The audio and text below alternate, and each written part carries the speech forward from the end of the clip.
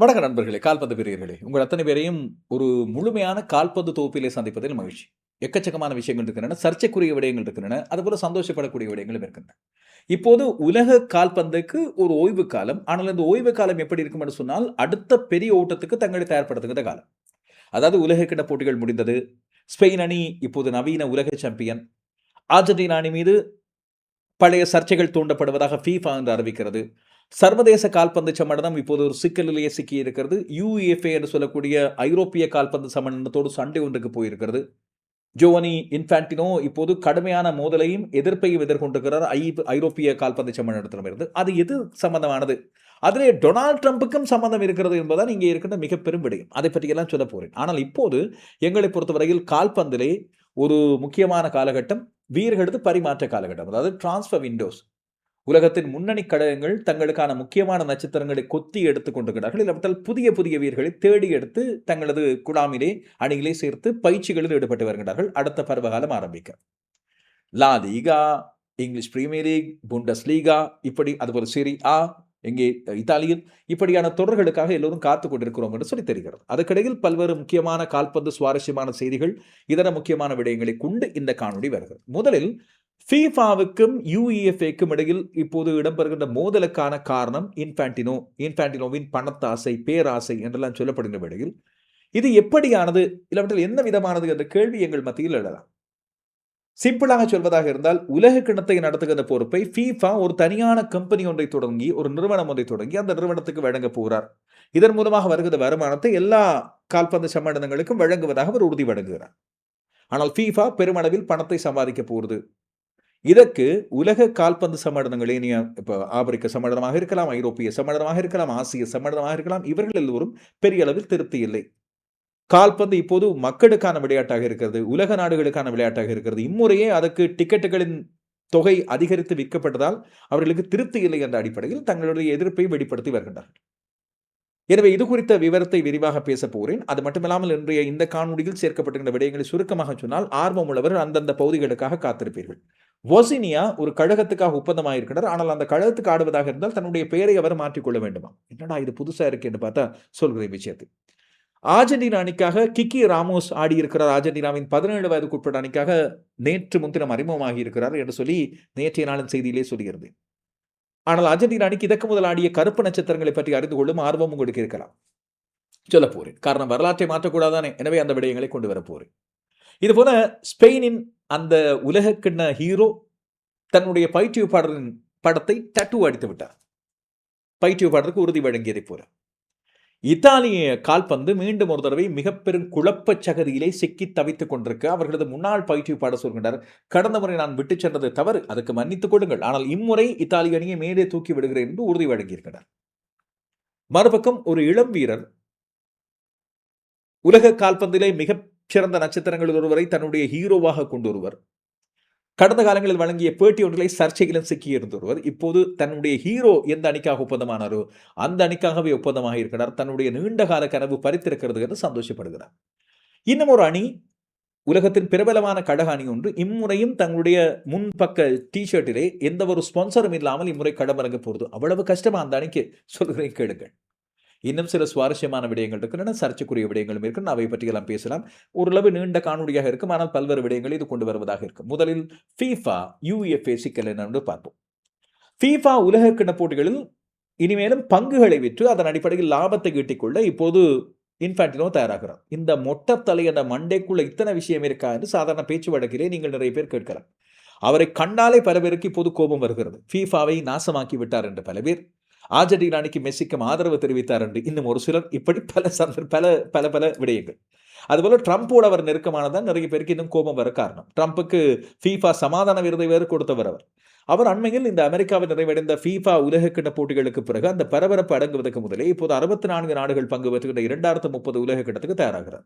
அதற்கும் ஆதரவு எதிர்ப்பினும் இருக்கிறது. ஆனால் அநேகமானோர் அந்த 64 நாடுகள் ஆடுவதற்கு தங்களுடைய ஆதரவை தெரிவிக்கின்றார்கள். காரணம், கால்பந்து உலகளாவிய இறுதியில் விரிவடைகிறது என்று. கிரிக்கெட்டை போல 14 நாடுகளுக்குள் சுருக்கி அதில் 10 நாடுகளுக்கு மட்டும் போட்டிகளை கொடுத்து அப்படியெல்லாம் செய்யாமல் கால்பந்து உண்மையாக மக்களது விளையாட்டு என்று சொல்லி கொண்டு வரப்படுவது பல பேருக்கு மகிழ்ச்சியான விடயம். ஆனால் அவர் இப்போது கொண்டு வருகின்ற ஒரு புதிய திட்டம் இப்போது பல பேரை அதிர்ச்சி அடைய வைத்ததாக அமைந்திருக்கிறது. அதற்கு எதிர்ப்புகளும் எடுத்திருக்கின்றன. உலகக்கிண போட்டிகளை நடத்துவதற்கான இந்த வாய்ப்புகளை ஒரு நிறுவனத்துக்கு உருவாக்கி கொடுத்து அதன் குறிப்பிட்ட சதவீத பங்களை தனியார் நிறுவனங்களுக்கு விற்பனை செய்து அதன் மூலமாக லாபம் ஈட்டிக் கொள்வது என்று அவர் எடுத்திருக்கின்ற முடிவு உலகளாவிய கால்பந்து அமைப்புகளுக்கிடையே மிக பெருமளவு எதிர்ப்பை சம்பாதித்திருக்கிறது. இந்த பங்கு விற்பனை திட்டம் என்றால் என்ன? இது எங்கள் மத்தியில் இருக்கின்ற கேள்வியாக இருக்கின்றனே. தேடி பார்த்து அறிந்து கொண்ட முழுமையான விடயங்களை கொண்டு வருகிறேன். இந்த கால்பந்து விளையாட்டை மேலும் ஜனரஞ்சகப்படுத்துகிறேன் என்று கூறி இந்த உலகக்கிண போட்டிகளையும் அதுபோல FIFA தொடர்கள், இதர தொடர்கள், இன்னும் ஒரு தொடர்ந்து ஆரம்பிக்க போகிறது ஆசியாவிலே, அதுவும் கிழக்காசியாவிலே. அதிலே ஆசியாவில் இருந்து, அதாவது கிழக்காசியாவில் இடம்பெறுகின்ற வருடாந்த தொடர், அந்த தொடரை FIFA இப்போது தன்னகப்படுத்தி தான் நடத்துவதாக சொல்லி அதற்கான பெரும் பரிசு தொகையும் அறிவித்து அதில் 2 தெற்காசிய அணிகளையும் சேர்த்துக்கிட்டு அதை பற்றி ஒரு தனி காணொலியில் தான் நான் உங்களுக்கு விவரங்களை கொண்டு வருவேன், எதிர்பாருங்கள். எனவே அப்படி இந்த FIFA நடத்துகிற ஏனைய தொடர்களுக்கும் இப்படி ஒரு தனியார் நிறுவனம் ஒன்றை உருவாக்குவதற்கு அவர் திட்டமிட்டிருக்கிறார். இந்த நிறுவனத்துக்கு பெயரையும் வைத்து முடித்து விட்டார் அவர். அந்த நிறுவனத்துக்கு பெயர், தனியார் நிறுவனம் வந்து FIFA Forward Enterprises என்று FFE என்று சொல்லி பெயரையும் வைத்திருக்கிறார். எனவே இந்த நிறுவனம் தான் இனி கால்பந்து தொடர்களை நடத்தும் உலகக்கிணம் உட்பட அதுக்கு $20 பில்லியன் மதிப்பிலான துணை நிறுவனம் ஒன்று உருவாக்கப்படும் என்று அறிவிக்கிறார். அதாவது FIFAவின் துணை நிறுவனம் தான் இது, $20 பில்லியன். இந்த உலகக்கிண போட்டிகளை FIFA நேரடியாக கட்டுப்படுத்துவதற்கு பதிலாக இந்த FFE நிறுவனம் நிர்வகிக்கும். அதாவது FIFA வேர்ல்ட் கப் இல்லை, FIFA வேர்ல்ட் கப், ஆனால் அதை நடத்துவது FFE. அதாவது இப்போது உதாரணமாக நான் சிம்பிளா சொல்வதாக இருந்தால், இந்திய கிரிக்கெட் சபையினால் தான் IPL நடத்தப்படுகிறது. ஆனால் IPL தனி நிர்வாகத்தின் கீழே இயங்கும். ஆனால் IPL ICC தொடர் அல்ல, IPL தனியார் தொடர். ICC தொடரை ஒரு தனியார் நிறுவனம் ஒன்று நடத்தினால் எப்படி இருக்கும்? இதனால் தான் உலக நாடுகளின் ஏனைய கால்பந்து சம்மேளனங்கள் இதற்கான கடுமையான எதிர்ப்பை வெளிப்படுத்துகின்றன. இதில் ஒளிபரப்பு உரிமைகள் மற்றும் ஸ்பான்சர்ஷிப், இந்த அனுசரணையாளர்களது விடயம், டிக்கெட் விற்பனை மற்றும் லைசன்சிங் உரிமைகள், இப்படியான அத்தனை விடயங்களையும் FFE கீழே தான் வரும். அதாவது அவர்கள் தான் இதை நடத்தப் போகின்ற நிறுவனம். இதன் மூலமாக 3ஆம் தரப்பு முதலீட்டாளர்கள் உலகக்கிண போட்டிகளில் பங்குகளை வாங்கி தொடரை நடத்துவதில் தங்கள் ஆதிக்கத்தை காண்பிக்கலாம் என்ற விடயத்தை அவர் வெளிப்படுத்துகிறார். சரி, இப்போ ஒரு கேள்வி வரும். FIFAவின் உறுப்புரிமை நாடுகளுக்கு இதனால் என்ன லாபம்? இந்த திட்டத்தை நியாயப்படுத்துகின்ற இன்ஃபான்டினோ சொல்கிறார், இதர உறுப்பு நாடுகளின் கால்பந்து சம்மேளனங்களுக்கும் அதிக நிதி கிடைக்கும், தான் அந்த வருகின்ற வருவாயை பங்கு பிரித்து அங்கே கொடுப்பேன் என்று சொல்கிறார். FFE நிறுவனத்தின் பெரும்பான்மை உரிமையை FIFA தன்வசம் வைத்துக் கொள்ளும். உறுப்பு நாடுகளுக்கு விளையாட்டு நிர்வாகத்துக்காக சுமார் $20 மில்லியன் வரை கூடுதல் நிதி கிடைக்கும். வழமையாக கிடைக்கின்ற பங்குகளை விட $20 மில்லியன் கூடுதலாக கிடைக்கும் என்று ஆசை காண்பிக்கிறார். இந்த திட்டத்தை ஏற்றுக்கொள்வதற்கு அவர் ஒரு கால எல்லையும் கொடுக்கிறார், டெட்லைன். இதுதான் ஐரோப்பிய நாடுகளுக்கெல்லாம் கடும் கோபத்தை தந்துரும் விடுகிறது.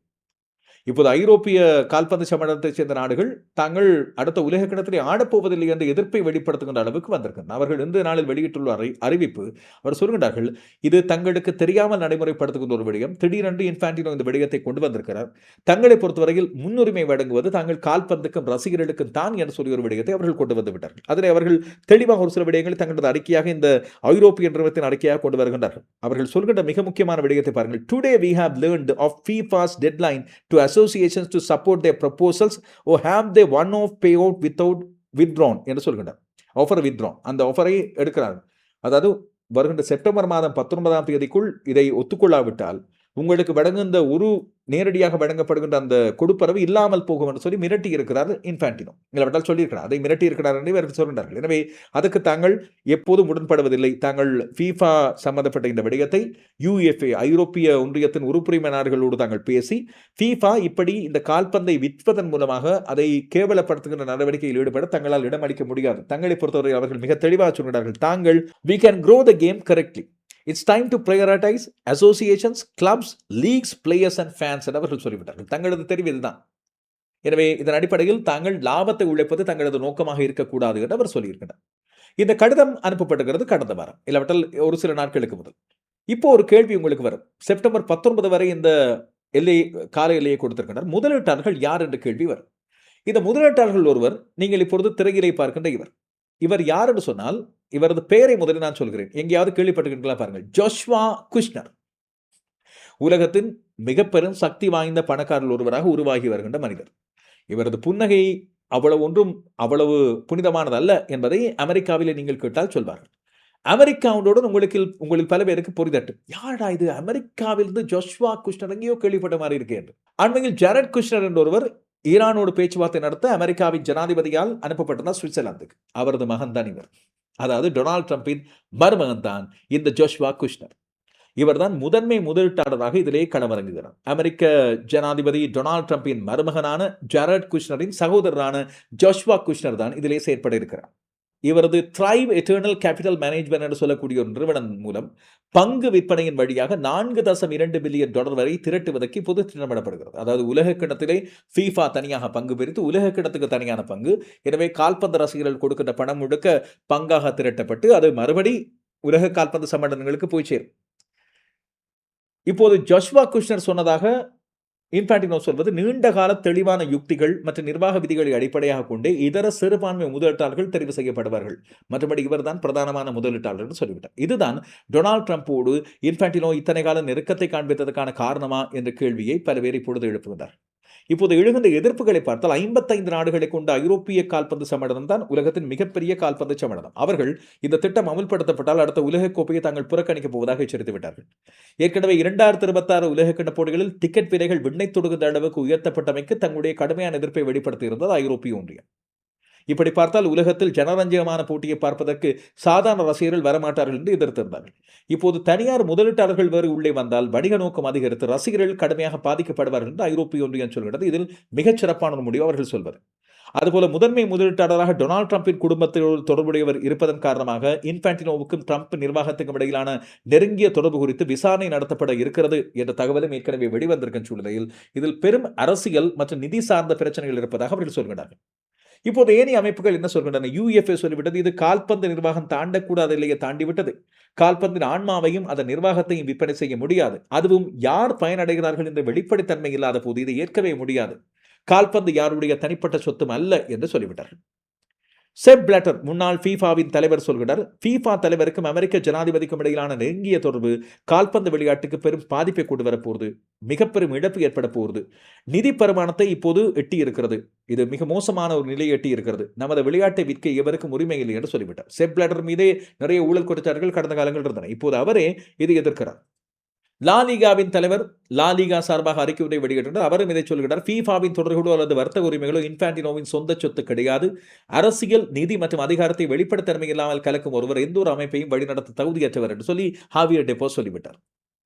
AFC என்று சொல்லக்கூடிய ஆசிய கால்பந்து சம்மேளனமும் இந்த இடத்திலே மிக பெரும் முதுகெலும்போடு முடிவெடுத்திருக்கிறது. இந்த திட்டத்தின் சட்டபூர்வ வணிக நிர்வாக தாக்கங்களை முழுமையாக மதிப்பீடு செய்ய அனைத்து தரப்பினருக்கும் போதுமான தகவல்களும் கால அவகாசமும் வழங்கப்படும். இப்படி அவசரப்பட்டு கால எல்லை வழங்க முடியாது என்று சொல்லிவிட்டார். அதுபோல தி ஃபுட்பால் அசோசியேஷன் சொல்லக்கூடிய இங்கிலாந்தின் கால்பந்து சம்மேளனம் இந்த திட்டம் குறித்து எங்களுக்கு எதுவுமே தெரியாது, முன்கூட்டி அறிவிக்கப்படவில்லை. இதன் பின்னால் உள்ள வெளிப்படைத்தன்மையற்ற நடைமுறைகள் குறித்து நாங்கள் கவலை அடைகிறோம். எனவே இப்போதைக்கு எங்களால் உடனடியாக முடிவு சொல்ல முடியாது என்று அறிவித்து விட்டார்கள். CONCACAF இது மிக முக்கியமானது. வட அமெரிக்க மற்றும் மத்திய அமெரிக்க கால்பந்து சம்மேளனம் அவர்கள் சொல்கின்றார்கள், சம்மேளனங்களுடனோ அல்லது பங்குதாரர்களுடனோ எந்த ஒரு விவாதமும் நடத்தாமல் இந்த திட்டத்தை பொதுவெளியில் பகிர்ந்துள்ளமை ஏமாற்றம் அளிக்கிறது என்று சொல்லிவிட்டார்கள்.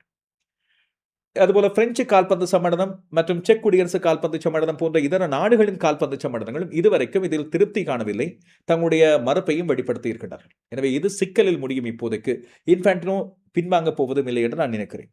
அவர் டொனால்ட் ட்ரம்பின் ஒரு ஏவுதலோடு இந்த விடயத்திலே செயற்பட்டுக் கொண்டிருப்பதாக சொல்லப்படுகிறது. இப்படியான சூழ்நிலையில் இது மிகப்பெரிய சிக்கல் ஒன்றை கொண்டு வந்து ஃபீஃபாவின் செயல்பாட்டுகளுக்கு மிக பெரும் ஒரு பிளவு ஒன்றை கொண்டு வரக்கூடிய விடயமாக அமையும்.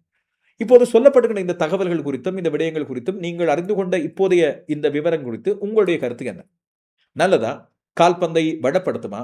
ஏராளமான பணம் கொடுக்க போகிறது, அது கால்பந்துக்கு நல்லது என்று யோசிக்கிறீர்களா? இல்லாவிட்டால் கால்பந்து விளையாட்டுக்கு இந்த அதிகூடிய ஜனரஞ்சகத்தன்மை பாதிப்பை தரும், அது ரசிகர்களை பாதிக்கும் என்று நீங்கள் நினைக்கிறீர்களா? உங்கள் கருத்துக்களை சுருக்கமாக சொல்லுங்கள்.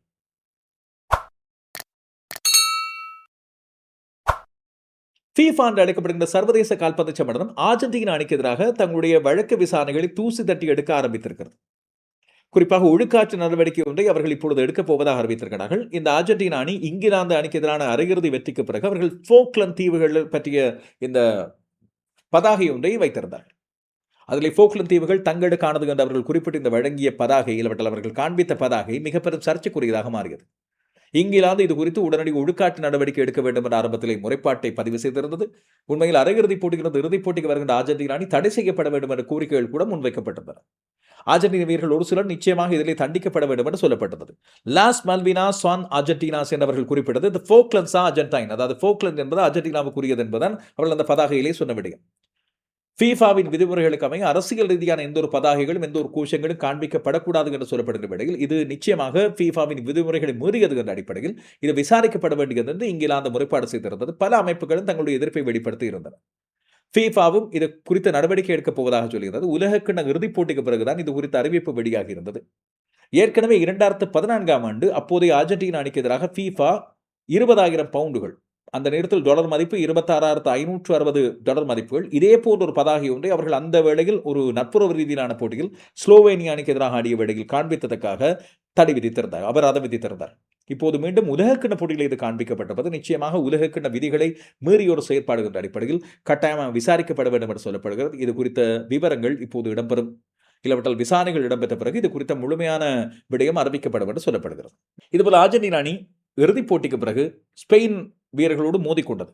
அர்ஜென்டினா அணியின் சில முக்கியமானவர்கள், முக்கியமாக லியாண்ட்ரோ பரடேஸ் கவியை தாக்கி இருந்தார் என்று சொல்லப்படுகிறது. அது காணொளி ஆதாரங்களாக வெளிப்படுத்தப்படுகிறது. இது மட்டுமல்லாமல் அர்ஜென்டினாவின் இன்னும் ஒரு சில வீரர்கள் நகுவல் மொலினா, தியாகோ அல்மாடா மற்றும் அர்ஜென்டினாவின் உதவி பயிற்றுப்பாளர் ரோபர்டோ ஆயல் ஆகியோரும் இந்த தாக்குதலில் ஈடுபட்டார்கள் என்று வெளிப்படுத்தப்பட்டதை அடுத்து அவர்கள் மீது நடவடிக்கை எடுக்கப்பட வேண்டும் என்று வலியுறுத்தப்படுகிறது. அது குறித்தும் ஒழுக்காற்று விசாரணை இடம்பெறும் என்பது இப்போது வெளியாகியிருக்கின்ற தகவல்.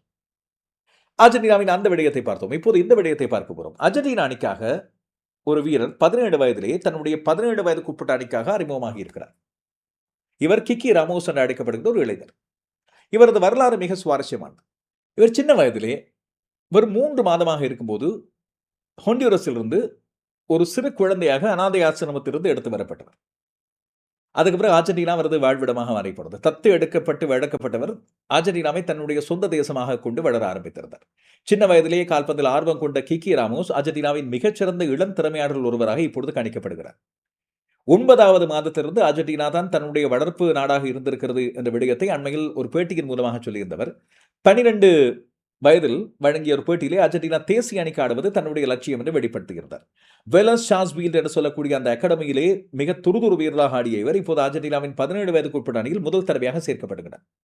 ஸ்பானிய மொழியை பயின்றிருக்கிறார். அர்ஜென்டினாவின் கலாச்சாரத்தில் உரிப்போன அர்ஜென்டினாவின் குழந்தை. அவர் சின்ன வயதில் வந்த காரணத்தால் அர்ஜென்டினா தான் அவருடைய வாழ்விடமாக மாறிப்போனது. எனவே 2030ஆம் ஆண்டுக்கான உலகக்கிண்ண போட்டிகளை நோக்கிய தேடுதல் இப்போது அர்ஜென்டினா அணி சார்பாக இடம்பெற்று வருகின்ற வேளையில் இவருக்கு அந்த வேளையில் 21 வயதாகும்.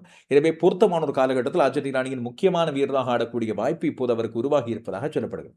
இந்த வேளையில் தான் பல்வேறுபட்ட ஒரு கேள்விகள் இருக்கும். குறிப்பாக அர்ஜென்டினா அணிக்கு இவர் தான் முதலாவது கருப்பின நட்சத்திரமா, இப்படியான சில தவறான தகவல்கள் கூட பரப்பப்பட்டு வந்து கொண்டிருக்கின்றன. ஆனால் அர்ஜென்டினா அணியை பொறுத்தவரையில் கடந்த காலங்களில் நிறைய கருப்பின நட்சத்திரங்கள் ஆடிய அணியாக இருந்தாலும் அண்மை காலமாக ஒரு சிலர் ஆடியிருக்கவில்லை என்று சொல்லி தெரிகிறது. ஆனால் 1978ஆம் ஆண்டு அர்ஜென்டினா அணியின் கோல் காப்பாளராக உலக கிண்ணத்திலே ஆடிய ஹெக்டர் பேலே என்பவர் ஒரு கருப்பின வீரர்.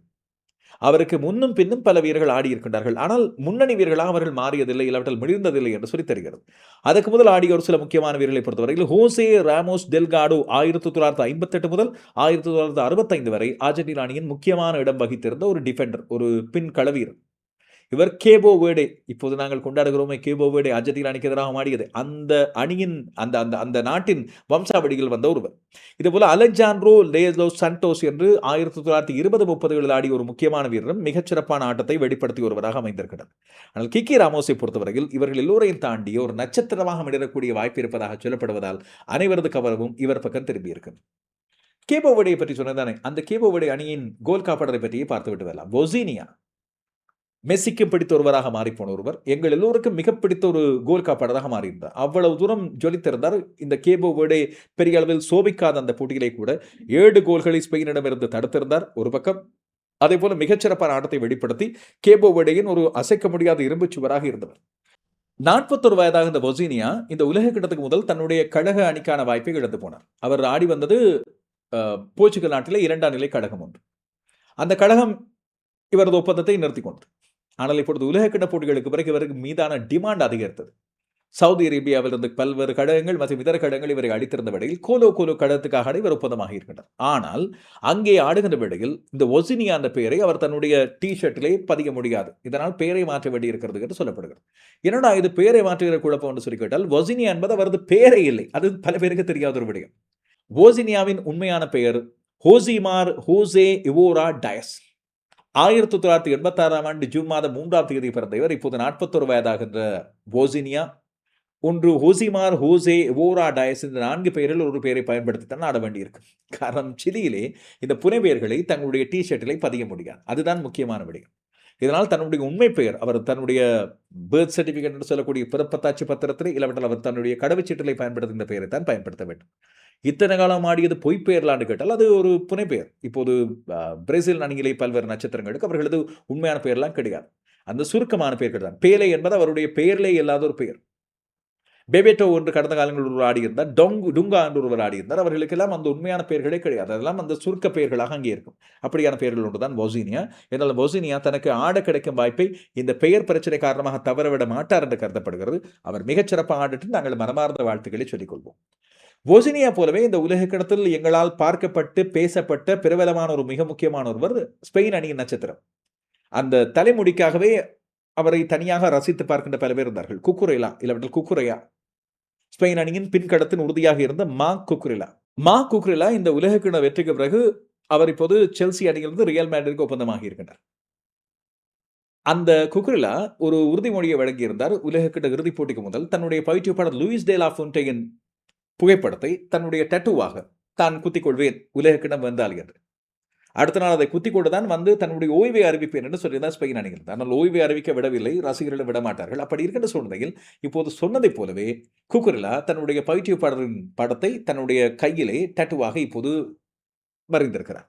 உலகக்கிணத்தை 2026 ஆண்டு உலகக்கிணத்தை தன்னுடைய கையிலே பயிற்றுவிப்பாளர் லூயிஸ் டே லா ஃபுன்டே வைத்திருப்பது போல அந்த டேட்டூ அமைந்திருக்கிறது. எனவே சொன்ன வார்த்தையை தான் காப்பாற்றி விட்டேன் என்று சொல்லி இப்போது பயிற்றுவிப்பாளர் முன்னால் தான் துணிச்சலாக போய் நிற்க முடியும் என்று உறுதியாக சொல்கிறார் குக்குரெலா. உலகக்கிணம் வந்த பிறகு அந்த சந்தோஷ கழிப்பில் எல்லோரும் ஈடுபட்டிருக்க லூயிஸ் டே லா ஃபுன்டே மட்டும் இதை மறக்கவில்லை. அவர் குக்குரெலாவை பார்த்து கேட்டார், எங்கே டட்டு, அது இல்லாமல் என் முன்னால் வந்து நிற்காது என்று சொல்லியிருந்தார். எனவே குக்குரெலா இப்போது சொன்ன வார்த்தையை காப்பாற்றி விட்டார் என்பதுதான் இங்கே சுவாரஸ்யம். ஸ்பெயினின் பயிற்றுவிப்பாளர் ஒரு உறுதியான பயிற்றுவிப்பாளர். அவர் தொடர்ந்து பதவி வைக்கப் போகிறார். ஆனால் இத்தாலியை பொறுத்தவரையில் அங்கே பயிற்றுவிப்பாளருக்காக பெரிய சிக்கல் ஒன்று ஏற்பட்டிருக்கிறது. ஆனால் 3 உலகக்கிண்ணங்களை தொடர்ச்சியாக தவற விட்டிருந்த இத்தாலி அணி தன்னுடைய புதிய பயிற்றுவிப்பாளரை தேடி பெரிய வேட்டை ஒன்றை நடத்துகிறது. அவர்களுக்கு அண்மை காலமாக பயிற்றுவிப்பாளர் இருந்த கேட்டிசோ விடைபெற்றிருக்க இப்போது புதிய பயிற்றுவிப்பாளர் தேடுகின்ற முயற்சியில் அவர்கள் இறுதியாக பெப் கார்டியோலாவிடம் கேட்டிருந்தார்கள். மான்செஸ்டர் சிட்டியின் பயிற்றுவிப்பாளராக இருந்து கடந்த ஜூன் மாதத்தோடு விடைபெற்றுக் கொண்டவர் பெப் கார்டியோலா, ஸ்பெயினை சேர்ந்தவர். அவர் இத்தாலிக்கு வந்தால் இத்தாலியின் கால்பந்து வளரும் என்று சொல்லி எதிர்பார்த்திருந்தவர்கள் பெப் கார்டியோலா நேரடியாக மறுத்துவிட்டார். எனக்கு வேண்டாம், இது வேண்டாம் என்று சொல்லிவிட்டார். இதையடுத்து அவர்களது தேடுதல் வேட்டையில் பல பேரை தேடி பார்த்து பல பேரும் உடன்பட்டிருக்கவில்லை. இல்லாவிட்டால் அவர்களை இத்தாலிக்கு கொண்டு வருவது அவ்வளவு பொருத்தமற்றது என்று யோசித்திருக்கலாம்.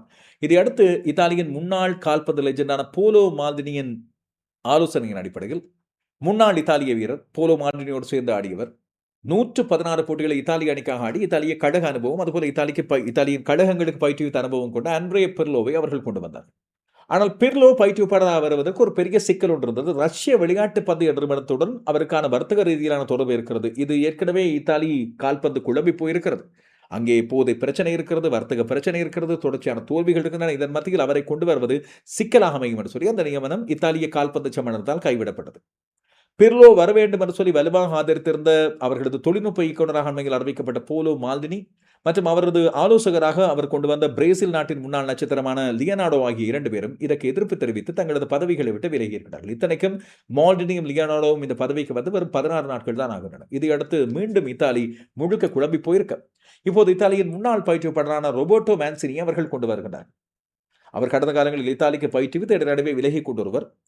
அதுபோல இப்போது இத்தாலியின் புதிய தொழில்நுட்ப இயக்குநராக முன்னாள் இத்தாலிய வீரரான குளோடியோ ரானியரியை கொண்டு வந்திருக்கிறார். அவரும் இந்த பொறுப்பை எடுத்துக் கொள்கிறார்.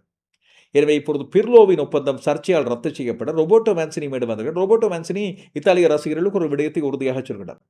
தான் கடந்த முறை அவசரப்பட்டு இத்தாலியின் பயிற்றுவிப்பாளர் பதவியிலிருந்து விலகி சென்று விட்டேன், சொல்லாமல் சென்று விட்டேன். இம்முறை அதற்கு பிராயச்சித்தமாக தான் மிகச்சிறப்பான முறையில் வழிநடத்தி காண்பிக்கிறேன். இத்தாலி இழந்த கௌரவங்களை மறுபடி பெறும் என்று சொல்கிறார். இத்தாலி முன்னாள் உலக சாம்பியன்கள் 4 தடவைகள் உலக கிண்ணத்தை வென்ற அணி. ஆனால் கடந்த 3 உலக கிண்ணங்களிலும் அவர்கள் பங்கு பெற்றவில்லை. இறுதியாக 2006 ஆண்டு வென்றார்கள். அதுதான் மிக முக்கியமாக மார்க்கோ மெட்ராசி ஜினடின் ஜிரானோடு இடம்பெற்ற அந்த மோதல். ஜினடின் ஜிரான் மார்க்கோ மெட்ராசி பயன்படுத்திய தகாத வார்த்தைகளுக்காக அவரை நெஞ்சிலே முட்டினார் தலையாலே. இதையடுத்து இத்தாலி உலக கிண்ணத்தை வென்றாலும் அந்த சாபம் தான் அவர்களுக்கு தொடர்கிறது என்று பல கால்பந்து ரசிகர்கள் இன்று வரை கருதுகின்றனர். இங்கிலாந்தின் பிரபலமான கழகம் செல்சி கழகத்தை அறியாதோர் யாரும் இருக்க மாட்டார்கள். இங்கிலாந்தின் பிரபலமான கழகமான செல்சி இங்கிலாந்தின் பழம்பெருமை வாய்ந்த கழகங்களில் ஒன்று. கடந்த வருடம் இந்த கிளப் வேர்ல்ட் கப் இடம்பெற்ற வேளையில் உலகளாவிய இறுதியில் மோதிய கழகங்களின் அந்த போட்டியிலே சாம்பியன் ஆனது. ஆனால் கடந்த பருவகாலத்தில் அவர்களுக்கு அவ்வளவு சிறப்பான வெற்றிகள் அமையவில்லை. இங்கிலீஷ் பிரீமியர் லீகில் 10ஆம் இடத்தை தான் பிடித்துக் கொண்டார்கள். இதையடுத்து பல்வேறு மாற்றங்கள் அங்கே நிகழ்த்திருக்கின்றன. இந்த சூழ்நிலையில் இம்முறையும் தொடர்ச்சியாக 3வது பருவகாலமாக அல்ல 4வது பருவகாலமாக அவர்கள் அவர்களது ஷர்ட்டிலே முன்பக்க அனுசரணையாளர் இல்லாமல் இம்முறையும் களமிறங்கினார். ஒருவேளை அனுசரணையாளர்கள் வர தயங்குகிறார்களா, இல்லாவிட்டால் அதிகமான பணம் அறவிடப்படுகிறதா என்ற கேள்விகள் இப்போது வருகின்ற வேளையில், அந்த அணியின் தடுமாற்றம் ரசிகர்களுக்கு கவலை தருவதாக அமைந்திருக்கிறது. இல்லாவிட்டால் அந்த அணியின் ஜெர்சியை இப்போது கவலை தருவதாக அமைந்திருக்கிறது. இம்முறை பல வீரர்களது மாற்றங்களோடு மார்க்கோ குரெல்லா போன்ற வீரர்கள் இப்பொழுது விலகியும் செல்கிறார்கள். இன்னும் ஒரு சில வீரர்கள் ஒப்பந்தம் செய்யப்பட்டிருக்கிறார்கள். இப்போது புதிதாக பெரிய தொகைக்கு ஒப்பந்தம் செய்யப்பட்டவர் செல்சி அணியால் ஒப்பந்தம் செய்யப்பட்டிருக்கிறார் என்பதை நான் கடந்த காணொலியிலே சொல்லுகிறேன். 117 மில்லியன் ஸ்டெர்லிங் பவுண்டுக்கு ஒப்பந்தம் செய்யப்பட்ட மோகன் ராஜர்ஸ். இதுபோல இம்முறை பல பிரபலமான வீரர்கள் ஒப்பந்தம் செய்யப்படுகிறார்கள். அதுபோல இம்முறை அவர்கள் ஒப்பந்தம் செய்து கொண்ட முக்கியமான வீரர்களை பொறுத்தவரையில் ஒரு பக்கம் மோகன் ராஜர்ஸ் இருக்கிறார். அதுபோல மார்க்கோ பெலஸ்ட்ரா மற்றும் கியோவனி குவெண்டா ஆகியோரையும் அவர்கள் கொண்டு வந்திருக்கிறார்கள். இம்முறை பெரும் எதிர்பார்ப்பு ஜெர்சி பிரச்சனை இல்லாமல் ஆடினால் மட்டும் போதும் என்று ரசிகர்கள் நினைத்துக் கொண்டால் சரி. இம்முறை ஒப்பந்தம் செய்யப்படுகின்ற இளம் வீரர்களில் பல பேரது கவனத்தை ஈர்த்த ஒருவர் வெறும் 19 வயது என்ற 20 வயது கூட நிரம்பாத ஒரு ஐவரி கோஸ்டை சேர்ந்த கால்பந்து நட்சத்திரம் யான் டியமோண்டே. யார் இவர் என்று சொல்லி உங்களில் பல பேர் யோசிக்கலாம். எப்படி இந்த ஐரோப்பிய நாடுகளின் கழகங்களால் கவனிக்கப்படக்கூடிய ஒருவராக மாறினார் என்று. இம்முறை இடம்பெற்ற இந்த உலகக்கிட போட்டிகளிலும் ஐவரி கோஸ்ட் கோட் டிவோயர் அணிக்காக ஆடுகிறார். ஆனால் பெரிய அளவில் தன்னை அவர் வெளிப்படுத்திக் கொள்ளவில்லை. ஆனால் ஒரு விங்கராக அவர் மிகச்சிறப்பான ஆட்டத்தை அண்மை காலமாக ஆர்பி லெய்ப்சிக் அணிக்காக வெளிப்படுத்தி வருகிறார் என்றவுடன் ரியல் மேட்ரிட் இவரை குறிவைத்தது. இன்னும் பல கழகங்களும் குறிவைத்தன. ஆனால் ரியல் மேட்ரிட் இப்போது இவருக்கான குறியீரை வெற்றி கட்டியிருக்கிறது. 115 மில்லியன் தொடக்கம் 120 மில்லியன் ஸ்டெர்லிங் பவுண்டுகள் இவருக்காக செலவழிக்கப்படும் ஒரு பெரிய சாதனை தொகையாக இருக்கும். அவரை கொத்திக்கொள்ள என்று சொல்லி இப்போது முடிவெடுத்திருக்கிறார். இவர் தன்னுடைய கனவு அணிக்காக வருகிறார். காரணம் என்னோடு சொன்னால் இவர் ஒரு கிறிஸ்டியானோ ரொனால்டோ ரசிகர், பயங்கரமான ரசிகர், தன்னுடைய முன்மாதிரியாக கொண்டாடிய ஒருவர். இந்த அணியிலே சேர்வது தனக்கு மிக நீண்ட கால நோக்கமாக இங்கே இருந்தது. தன்னுடைய சகோதரியின் ஆசை நிறைவேறிவிட்டது என்று காலேஜ் என்ற சகோதரியை ஞாபகப்படுத்தியிருக்கிறார். அவரது காலேஜ் என்ற சகோதரி ரொனால்டோ ஆடுகின்ற போட்டிகள், எம்பாப்பே ஆடுகின்ற போட்டிகளை பார்த்து ரசிப்பார். குறிப்பாக எம்பாப்பேயோடு டியமோண்டே ஆடிய வேளையில் பார்த்து ரசித்தவரை எம்பாப்பே மிகச்சிறந்த வீரர் தான். ஆனால் தன்னுடைய சகோதரன் அவரை விட மிகச்சிறந்தவர். ஒரு நாளைக்கு எம்பாப்பே ஆடுகின்ற ரியல் மேட்ரிட் அணியிலே ஆடுவார் என்று சொல்லியிருக்கிறார். இப்போது தன்னுடைய சகோதரியின் வார்த்தைகளை ஞாபகப்படுத்திக் கொண்டு டியமோண்டே ரியல் மேட்ரிட் கழகத்துக்காக வருகிறார். இவரிடம் இருக்கின்ற முக்கியமான விடயம் என்னவென்று சொன்னால் வேகம். அந்த வேகம் தான் பல பேரை கவர்ந்து இப்பொழுது அணிக்குள்ளே கொண்டு வந்திருக்கிறது. கடந்த காலங்களில் ஒரு சுவாரஸ்யமான காணொலி சர்ச்சைகளை சிக்கியிருந்தார். தன்னுடைய முன்மாதிரி ரொனால்டோ என்று சொல்கிறார். உலகத்தின் மிகச்சிறந்த வீரர் யார் என்று கேட்டால் உடனடியாக சொல்லிவிட்டால் லியோனல் மெஸ்ஸி. இது பல பேரை விவாதத்துக்குள்ளாக்கிய ஒரு விடயமாக, வேடிக்கையாக பகிரப்பட்ட ஒரு விடயமாக இருந்தாலும் கூட அவர் உண்மையில் நேசிக்கிறது கிறிஸ்டியானோ ரொனால்டோவை. அவர் ஆடிய ரியல் மேட்ரிட் அணியில் ஆட வேண்டும் என்ற கனவு அவருக்கு நிறைவேறி இருக்கிறது என்பதுதான் தன்னுடைய வாழ்க்கையின் மிக பெரும் லட்சியமாக அவர் சொல்கின்ற விடயம். Your idol. My idol is Cristiano Ronaldo. Messi or Ronaldo? Messi for sure. Your idol. My idol is Cristiano Ronaldo. Messi or Ronaldo? Messi for sure. 19 வயதாக இந்த ஐவரி கோஸ்டின் வீங்கராக இருக்கின்ற யான் டியமோண்டே ரியல் மேட்ரிட் அணியில் இணைய இருக்கின்ற இந்த புதிய நட்சத்திரம் அவருக்கான சிறு வயதிலே பல்வேறு குடும்ப சோகங்களை எதிர்கொண்டிருந்தார். பின்னர் அமெரிக்காவுக்கு ரொம்ப சிரமப்பட்டு சென்று தன்னுடைய கால்பந்து திறமையின் அடிப்படையில் அங்கே டிஎம்இ அகாடமி என்று சொல்லுகிற அந்த அகாடமியிலே தன்னுடைய கால்பந்து பயணத்தை ஆரம்பித்திருந்தார். 2023ஆம் ஆண்டு அவருடைய முதலாவது கால்பந்து பயணம், அதாவது 3 ஆண்டுகளுக்கு முதல் 16 வயதிலே அப்போது ஸ்காட்லாந்தின் ரேஞ்சர்ஸ் அணியிலே ஆரம்பிக்கிறது. ஆனால் ரேஞ்சர்ஸ் அணியிலே அவர் ட்ரையல் மேற்கொண்டாலும் அவருக்கு ஒப்பந்தம் அங்கே கிடைக்கவில்லை. அதுக்கு பிறகு ஸ்பெயின் லெகனஸ் அணியிலே அவர் ஆடியிருந்தார். அங்கே இருந்து ஜெர்மனியின் லைப்சிக்கு சென்றிருந்தார். இடைநடுவே அவர் பல்வேறு அணிகளுக்கு, அவர் சில அணிகளது பெயர்களை சொல்கிறார், சில அணிகளது பெயர்களை சொல்லவில்லை. அந்த அணிகளுக்காக ஒப்பந்தமாகின்ற ட்ரையலுக்காக அவர் சென்ற வேளையிலும் கூட இந்த ஸ்காட்லாந்தின் ரேஞ்சர்ஸ் அணி எவ்வாறு அவரை எடுக்கவில்லையோ அதே போல அந்த அணிகளும் இவரை எடுக்காமல் விட்டிருந்தார். அந்த மனவேதனையெல்லாம் தாண்டி ஒரே பருவகாலத்தில் தன்னுடைய வேகம், கோல் அடிக்கும் ஆற்றல், ட்ரிப்ளிங் போன்றவற்றின் மூலமாக இப்போது அவர் அங்கே அந்த அணியை கவர்ந்த ஒருவராக இருந்தார்.